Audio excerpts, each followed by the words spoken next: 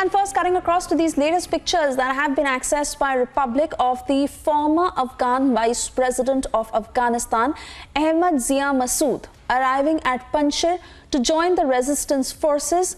Ahmad Zia Massoud, the former Vice President of Afghanistan, has joined the Northern Alliance in Panjshir through the Tajikistan.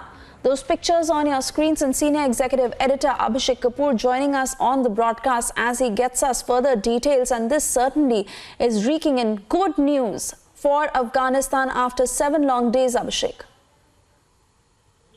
Well, Suesha, it actually shows that the Northern Alliance forces, or the Northern Alliance 2.0 forces, are galvanizing, that there is a fraternal feeling that everything should be done to make sure that the Taliban are ousted. And the gathering that we see in the pictures on air also, apart from these leaders, have pictures of some Russian Mi helicopters, perhaps the ones that brought ammunition, arms to bolster the defenses of these national resistance forces from Tajikistan. So I think in all, if you look at the developments of the last 24 hours, it becomes clear that the forces under Ahmad Massoud, the son of Ahmad Shah Massoud, and Amarullah Saleh, are galvanizing into action, be it the number of Taliban who have been eliminated because they were trying to lay siege of Panjshir Valley, or the number of the arms and ammunition that have come from Tajikistan, or the open support that Tajikistan has offered, which essentially assures supplies chain so far as conduct of war is concerned. So I think a picture is emerging, Suesha, wherein you can say with certain confidence that the Taliban control of Afghanistan is not complete and is not going to be complete for some time to come, even after the Americans have left, and that even if there is an outward chance, outside chance for these national resistance forces to defeat the Taliban, they are at least moving in the right direction with the bolstering of supplies and this kind of morale boost by coming of these leaders from Tajikistan or wherever they were till this time. Absolutely, Abhishek. Fact is that it is building. They are getting stronger. They are putting up a fight. And this should certainly intimidate the Taliban, because they had not expected this in the least, Abhishek, isn't it? Well, they would not have. The fact of the matter is that the manner in which Taliban captured Kabul at gunpoint, they would have thought that everyone would melt away, everyone would run away, like the President Ashraf Ghani.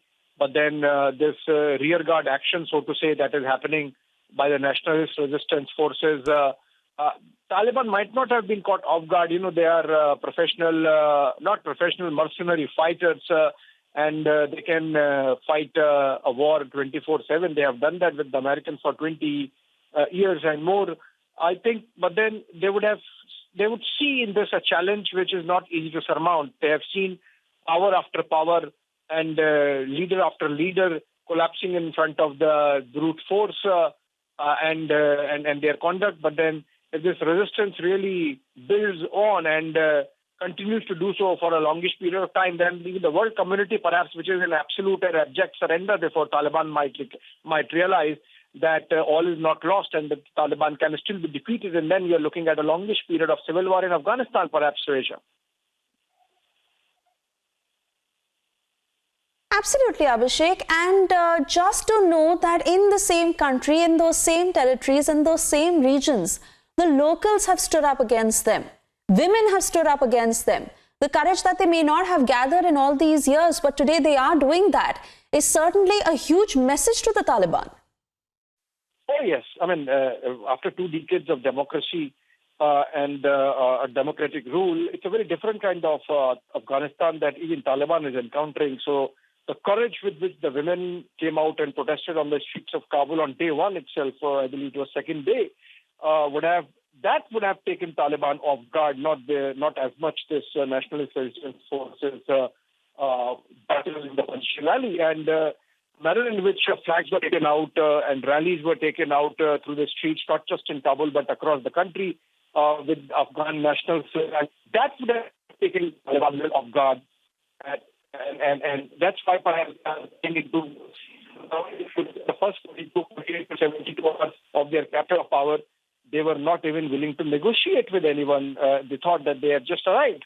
But then now, with these kind of issues coming in, this kind of rebellion coming in, I think the negotiations that are going on with various leaders on the other side, led by former President Hamid Karzai. Suesha. And Abhishek, these pictures certainly suggest that they are building and putting together a strategy in place. And of course, it's happening at a very fast pace. Time is certainly not a luxury they have, and which is why as much support they can gain as fast and put together as much might against the Taliban, all of these factors are really coming together with these minds now working towards this. Well, hopefully, they would have a critical mass to sustain, Suesha, remember, because even these nationalist forces, if you look at the population of Panjshir Valley, it's about just a little under 2 lakhs. And if these resistance forces are anything between 10 to 20,000, that can sustain a war only for that period. And then I think the game of numbers takes over. So I think what is important is that Panjshir Valley sends across a message, this resistance across the country in Afghanistan, and then people rise in rebellion against Taliban. That seems to be the only scenario where perhaps Taliban can be defeated. Remember, Taliban have captured almost entire American weaponry that was given to the Afghan National Army, which stood at about 300,000, and that's a huge number. The Taliban themselves are anything between 60 to 80,000. So they have weapons, ammunition that can last them for long, while the supplies with the nationalist resistance forces might be constrained. Having said that, if they can sustain, maybe this sentiment would spread across the country and make life difficult for the Taliban as well. Right. Abhishek, stay on with us. We're also trying to get as many voices at this point to be able to understand the situation better. Major General A.K. Savach is now with us on the phone line. And sir, fact remains that a few days ago, we were really trying to understand if Panjshir could really be that central point for the resistance force to put out that message to the civilians, to all those wanting to fight against the Taliban to come here. And within 3 to 4 days, this is really seeming like a reality. 300 Taliban terrorists wiped out. See, the point is, Taliban is not invincible. See, Taliban has not won. It is the Afghan forces which are lost. They never gave the resistance to Taliban. They just surrendered it. In fact, had they given them a resistance and fought against that, Taliban couldn't have taken over Afghanistan in next about year or so. So the point today is in Panjshir, this resistance which is building up of the National Alliance is a very good resistance. It is gaining momentum. And today what is happening is, though it is slightly late, they should have started slightly earlier. The Northern Alliance is a force to reckon with. The son of Masood, the one who was basically the founder father of Northern Alliance, he is heading now. And Amarullah Saleh, who was the first president, is also with him. So the issue today is, this is the resistance which is gaining momentum. And once it will gain momentum, it will spread in the whole Afghanistan. And it is also giving message to the people of Afghanistan that they can resist against Taliban. You see, majority of the people, the mean population of Afghanistan is 19 years. It means 50% of the people are born after 2001. They want to live in a free air. They want a democracy to come. They don't want Sharia law to come. So the resistance is coming from the public also. And Northern Alliance is now becoming a stronger day by day. Tajikistan has given them a lot of weapon equipment and helicopter. They have a problem on logistic supply. They have only 20 to 30,000 people. But there are people coming now. In the point is the special forces of Afghan forces which are run away, they are also joining. I am only saying it is a beginning.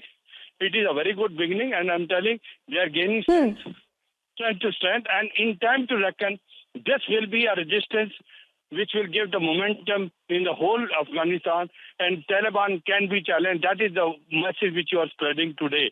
And point is, though it is slightly late.